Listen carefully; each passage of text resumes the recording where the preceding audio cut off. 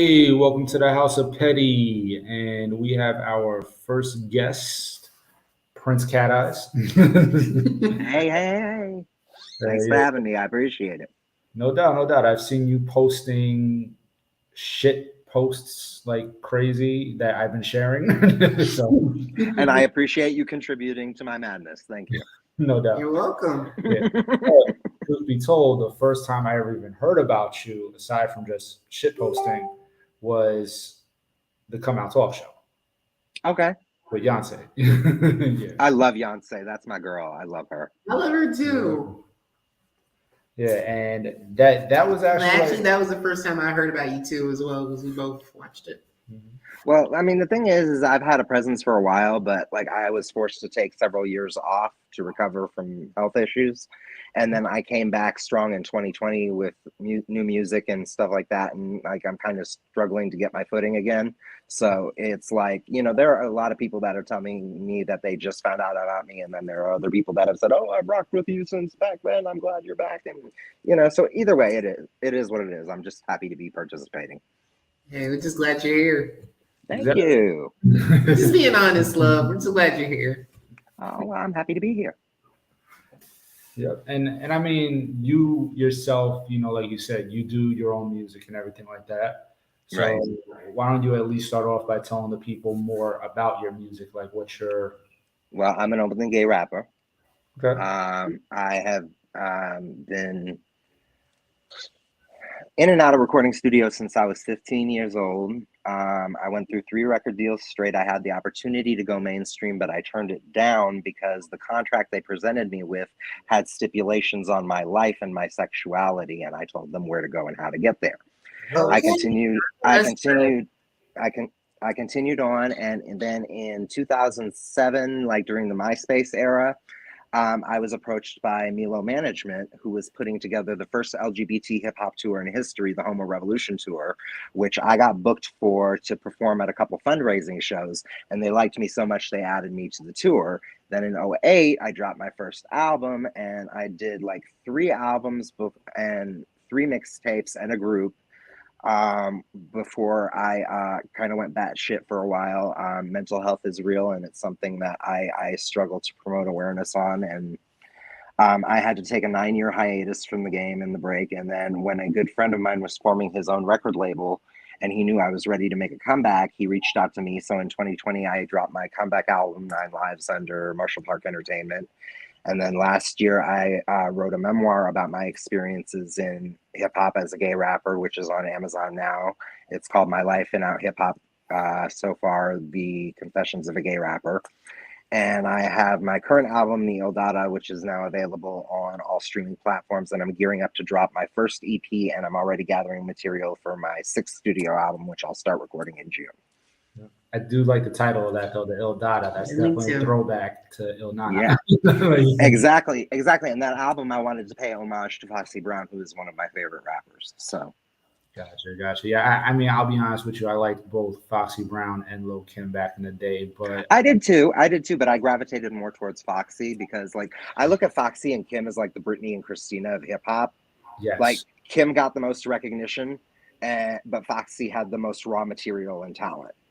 Not to say Kim wasn't talented, because she was giving us bars, but I feel like Foxy is underappreciated for her contributions at that timeline, and she deserves more accolades and recognition than she gets. So she does, but I do gotta say, I do believe if you put Kim and Foxy up against each other, I think Kim would probably take it. Kim would take it because she has the biggest fan base and has been, conditioned in culture and pop culture to be the it girl of hip hop that the Blueprint was based on. So of course she's going to be the clear winner. No, but also her rhymes are. Her rhymes are on point. Don't get me wrong, but when Foxy was ill with the pen too. Like, she gave you bars too, and especially during the Broken Silence era, when she switched up her sound and added the patois and the dance hall mixes to her shit. So. Yeah, but the first time I ever saw Foxy though was definitely the "I Shot Ya" video with LL. Yes. Yeah, that wasn't like when she came out in that video. It was like she changed the whole tone of how that record was going, which I give her props on that. Most of the men that were on that record too with that verse. So. And you had some powerhouses on that track. Absolutely. Absolutely. Yeah, but I mean, we were going to talk about though, like the fact that the music industry itself, Hmm. if you go way back, like pop music, there's a lot of R&B music where Hmm. a lot of the artists know that their fan base is predominantly of the LGBTQ plus community. And Absolutely. yeah, and a lot of those artists would actually like cater to that fact and knowing Hmm. they know is gonna hit. Right. Um, but then you have a genre like hip hop that Which for is the some, most homophobic genre. Yes. Mm-hmm. which I don't understand why it's like it's supposed to be one of the most woke Right. genres, Right. but when it comes to LGBTQ, they fall so far fucking back. Well, Agreed. that's the same way with Christianity, though, that they use pick and choose sections of the Bible that they want to follow and throw at gay people, but Yeah. they don't want to look at themselves and their own involvement. It's the same way with hip hop.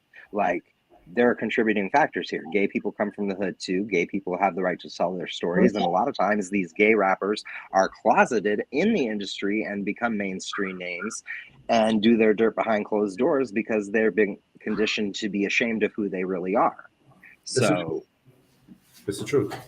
mm, Yeah, and especially in a genre that was founded on activism, fighting the power, and keeping it real from the jump. yeah, and that's the crazy thing about it. Like you go so far back, you got Tupac, you got Public Enemy, Hmm. uh, you got fucking even Biggie had certain Yeah, lines where he would talk about like getting people out of poverty as opposed to keeping it so negative. right, You know, right. so I mean, you got all these artists that actually spoke knowledge out there, and then all of Hmm. a sudden, when it comes down to Lil Nas X trying to do some rap or something like that, suddenly it's like, oh no, we got to ban this dude. Right, right, right.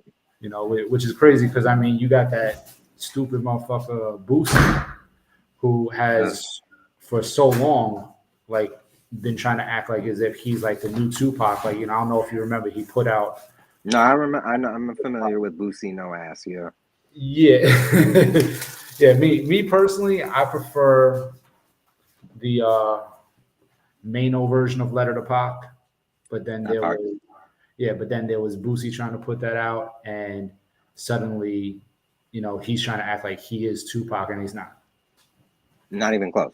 Yeah, but And he, not only that, but Boosie is wastes so much time clearly being bothered by Lil Nas X and trolling him and stalking him and stuff like that. Like, dude, do you want to get him out of here, or do you want to, get on your knees and deep throat him? Like, seriously, because that's what it's starting to look like at this point. And Boosie is always preaching about, oh, he's speaking and brainwashing our kids. You yourself paid a prostitute to give your 14-year-old son a blowjob on his birthday. How are you not in jail right now? oh, I thought he went all the way with it. No. Oh shit. But still, I mean, that's still wrong regardless. Like, I mean, Exactly. Exactly. like that's something I'm shocked the cops haven't gotten involved with. Yeah, so I mean, but it just boggles my mind that some of these artists just can't get out their own bullshit. Of course they can't. Right, right, right. Yeah, and then I mean, but then you got artists like Whitney Houston, Mariah Carey that have known where most of their fan base comes from. Exactly. But then you got somebody like Taylor Dane that made music that was definitely more catered to the LGBTQ plus community, but then goes and Mhm. performs for politicians that want to mess up the LGBTQ community. Well, here's the thing with artists like Taylor Dane, she's just going where the money is. Yeah, Because let's be real, Taylor Dane, she made an impact, but she's never been what you would call an A-lister or a household name. So she didn't have as many options to cherry pick and choose from. So she's going where the money is. She's looking for a payday rather than validation of who her core fan base is. oh, that's facts. Yeah, but I mean that's why I say like you got people like Mariah Carey and Whitney Houston that it's just like whenever you listen to their music, it's like you can tell where they're coming from. Yeah, and they sing it with so much passion and conviction and stuff like that and emotion that speaks to that generation. So, Exactly. Which I mean, to be honest with you, you got somebody like Lance Bass who became a singer, with right. Everybody knows that. I'm And sorry, 1 second. I just want to turn my light on because like the sun is starting to go down here, and I don't want to like leave y'all in the dark. oh no, no problem. Yeah. Okay, that's better. All right, here we go. Yeah, but not so like Lance Bass, like I mean, he comes out, while he's with them thinking it's like you could tell like he was probably inspired by a lot of those artists that Absolutely. cater to the community. So it's Yeah. like, and if you notice, like a lot of these artists that cater to the community, they were the most successful fucking artists there are. That's because of the power of the gay dollar, honey. Because gays are the most loyal fan base you will ever get. Once you tap into that love and loyalty, you gonna stay paid because they appreciate you. And then if you go extra further, like Lady Gaga did, and actually march with the gays for gay rights and gay marriage and stuff like that, then you're golden.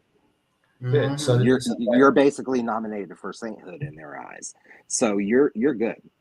so that makes me wonder. I mean, like, if you really want to get technical about it, you know how many rappers talk about how much money they got. Right. Like, if you're all about making money, then why are you trying to turn away money? Exactly.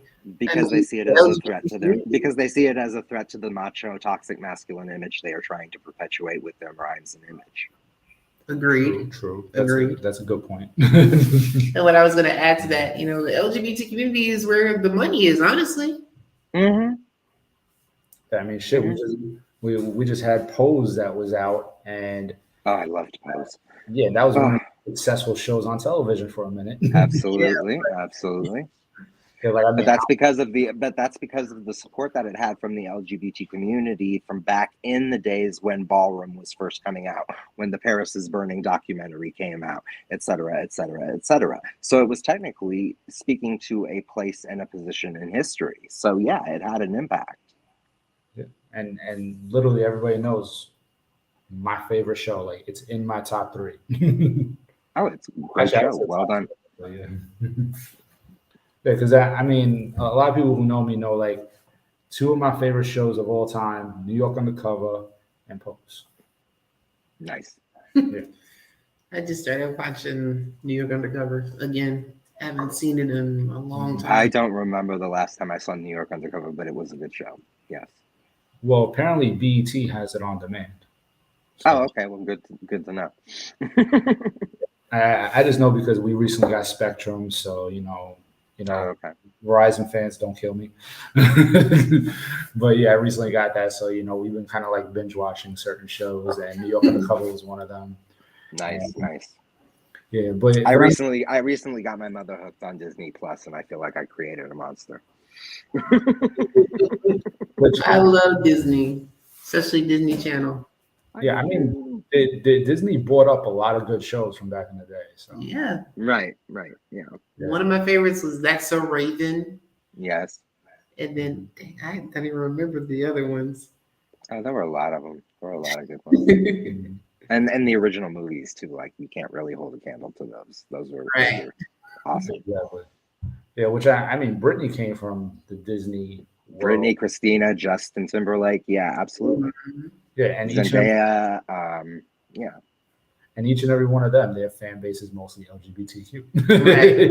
Well, Disney in general has a very high respect for their LGBT fans because in all the Disney parks annually, they have a gay day where they encourage LGBT community members to attend and they, basically gear the whole day towards them and they're encouraged to wear red t-shirts to show their solidarity and support and stuff like that too. So Disney has always been very well aware of their gay fan base and has been wonderfully welcoming to them. So that's a beautiful thing. Yeah, I didn't even know that.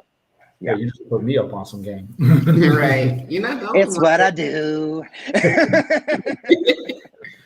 Wow, that's honestly a beautiful thing. Kind of brings a tear to my eye. Wow. Yeah, but I mean, as far as Pose goes, though, like even MJ Rodriguez, she's even doing music now. Yeah, she is. Yes, she is. And the girl's got chops. She could sing. She showed that on the show. And Billy Porter is just a fucking force of nature that took like a long time to get his recognition out there. Because if you recall, he was making music back in the 90s and wasn't nobody paying attention to him.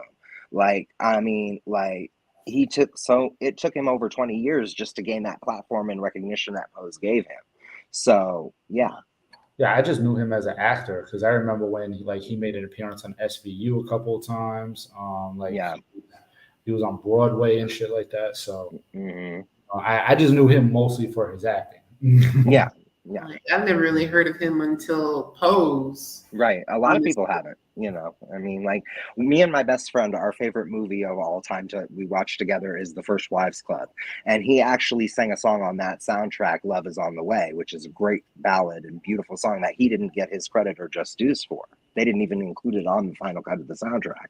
Oh wow, Yeah, damn, that's some bullshit. I it agree. is. It is. Yeah, especially a talent like him, like if he's put something Yeah. out there and it's good, why not put it out? Like Exactly. that's crazy. As hell. Hmm. Yeah, but I mean, music. I think like if it keeps going in the direction that it's going in, I think Hmm. it's going to be a lot more people coming out that you're going to notice that are more. Absolutely. I mean, it's already started and snowballed. I mean, like the reality is that here's the thing. Gay people, especially in hip hop, we've been doing this behind the scenes for such a long time.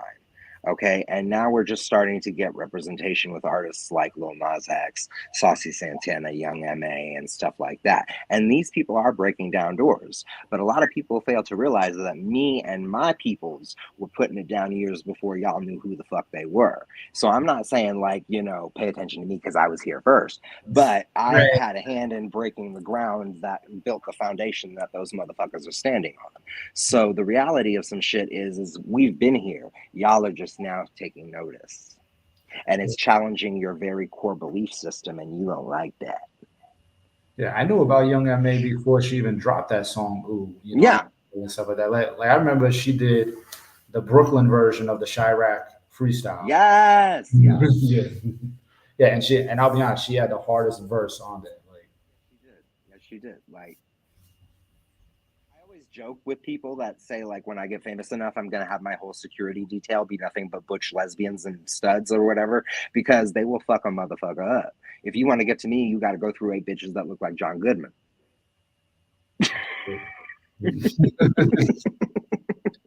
exactly. I'll be honest, I wouldn't want to get into a fight with Young M.A. I wouldn't either. She'd whoop my motherfucking ass, and I can fight. Throw my ass across the damn room somewhere. She'd ragdoll my ass across. This would be me. This would be you watching Young M.A. beat me up.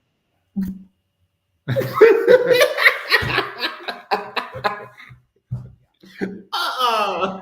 Yeah. Mm.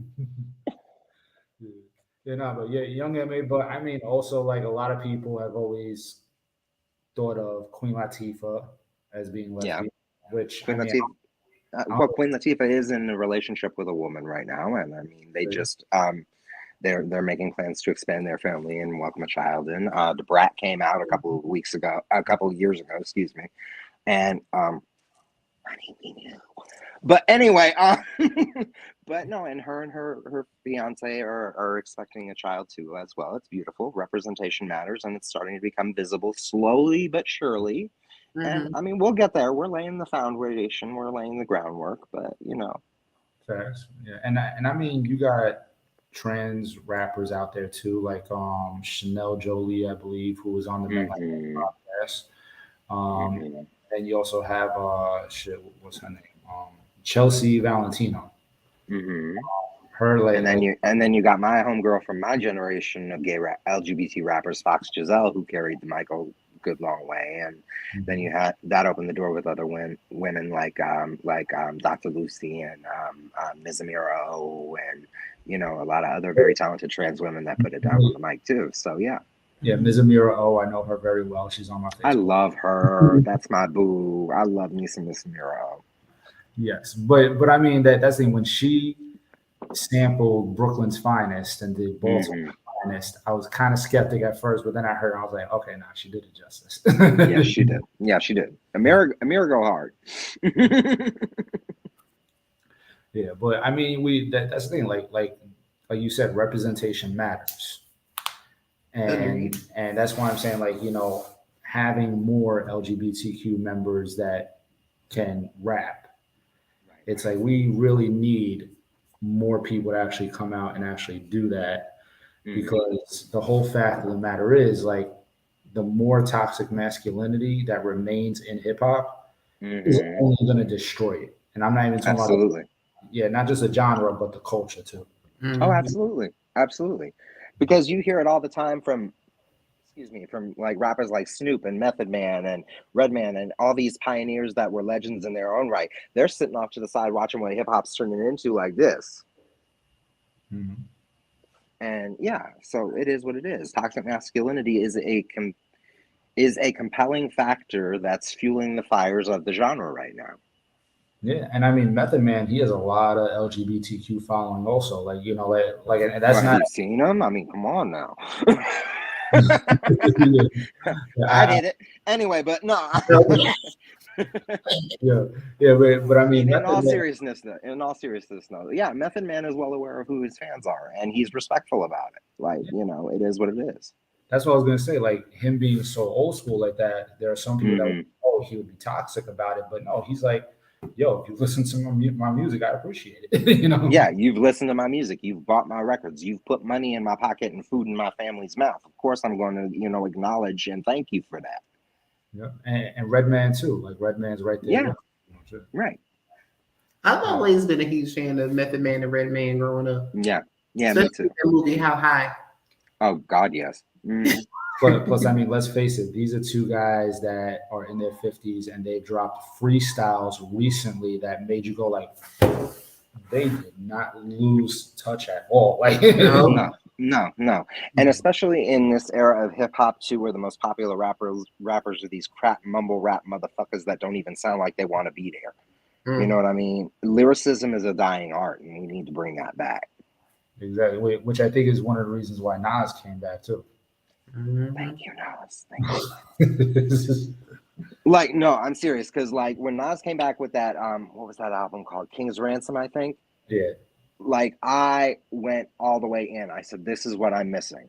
And especially when he did that firm reunion track where he brought Foxy on there too, full circle. I mean, and she spit like she was still in her prime. I was like, oh my God, this is nostalgia overload for me right now. yeah. He even had Cormega on it, and Cormega Yes. beefing. Yeah. He dug Cormega up from under a rock some goddamn where and put him in the booth and said, do your thing. You know? I was shocked. Like I never would have expected to see Cormega on a track with Nas again. Mhm. Right. Yeah, and I mean, especially when he had brought Nature in last minute back then, and it was like we were all like, "Yo, who the fuck is Nature?" I didn't see him with the firm at all. Right, right, right. Yeah, so I mean, that's what I'm saying. Like, I mean, these artists that recognize and everything like that, these are the ones that we need to keep around. But Absolutely. yeah, but all these, newer artists or even artists like you that is like coming back into the game, like Hmm. like I said, we need all that representation in there. And Absolutely. I say just put together like a whole mixtape with all different artists and just be like, okay, call it Demolish Toxic Masculinity. That would be a good idea. That is a good idea, actually. Yes. Yeah, I mean, shit, highlight Lil Nas X, get him on there too. That would be hot. We wouldn't have the budget for Lil Nas X right now. Let's be real.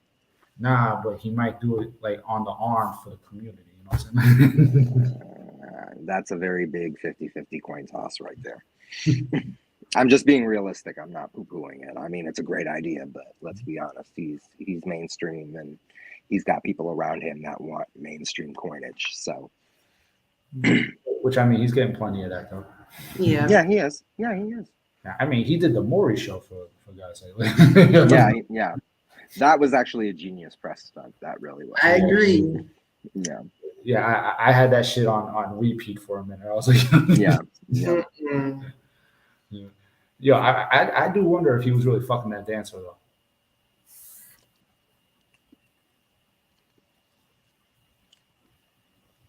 Jury's still out with me. I don't know. I mean, I'm just I mean- saying they look pretty close. Mhm. A little too close. Yeah. I mean, shit, Mhm. you almost fucked the dancer on stage. Oh, wait a minute now. Hold on. Which I think he did. I think he did put out a tweet that he would do it or something like that. Right. Yeah. Well, I don't doubt He's Lil the Nas dancer on X's stage. capability because with Lil Nas X, he purposely pisses off homophobes, so he crosses the line after he moves it, which I can respect because I do the same fucking thing. But I mean, I wouldn't put it past him. I mean, if he did that, I would applaud it. I'll be like, touche. No, I'd film it for him. Like, okay, yeah, just tilt that leg up. Okay, yeah. Okay, yeah. Can you like moan like that again, one more again for me? Yeah, well, don't worry, we'll fix it in editing. Now, see, what you would do is you would end up in Facebook jail because you would end up putting the still frames on Facebook. But I would not get in Facebook jail because I would strategically blur out certain spots and areas. Okay. So you'll stay around Zuckerberg. She would just end up in Facebook jail. Yeah, I just got out of Facebook. I mean, jail. and I wouldn't need to post it on Facebook. I could just take it to Twitter where everybody's dicks and ass are hanging out anyways. So, Good point. I mean, Twitter is considered what, the new Tumblr or something like that, right? I mean, from what I heard, Tumblr is getting restricted too. Oh, yeah, Tumblr is getting. Yeah, my husband is very pissed off about that. Because my husband loves him some Tumblr.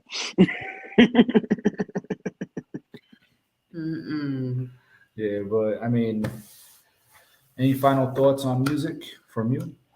You know, here's the thing. We need to get back to the core reality that we, as artists, have a responsibility to our listeners and how they connect and how they resonate with what we put out.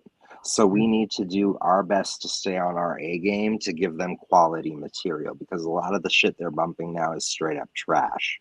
And if you look at the statistics, and there was actually an article that I posted on Facebook about this a few weeks back, where the majority of streams of music that are coming out now are for old music.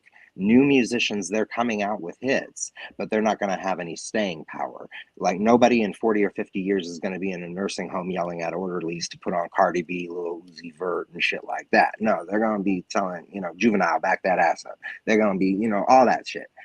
So we need to get back to the core root of where hip hop came from. Activism, encouragement, messages, lyrical prowess, presentation, delivery, cadence, and emotion. Because you need to believe what the fuck you're spitting. Because if you don't believe it, how the hell am I supposed to believe it when I'm listening to it? Right. I mean, a lot of the stuff they put out nowadays, I don't believe shit. Well, let's not forget about stuff. I don't know. Yeah, I mean, like you said it yourself when you said just straight up trash. Mm-hmm. It is. Yeah. But I mean, that's what we got for today, though. But if you could, once again, plug your music and your book. Oh, sure. The book, My Life and Out Hip Hop So Far, Confessions of a Gay Rapper, is now available in paperback on Amazon. And my current album, The Eldada, is currently available on all streaming platforms. I'm getting ready to drop my first EP in a couple of months called Sin City Kitty with 7 new tracks on there. And then I'm going to be starting work on my 6th studio album in June. So I'm coming. Yep, and plug your stuff. Well, you can order Transfinity hair growth oil specifically from Transfinity Official on Facebook, Instagram, and Twitter. To order, you can inbox me, Cash App Tresses by Tria with the cash tag, and your order will be shipped to you every Monday morning. By the way, you might just send the full name and address. Of course, yeah. And that would help. My Twitter is Mike Brooklyn, where you can see shit that I post or even podcasts that I post. And yeah, we'll be back again next Sunday with the House of Petty. Okay.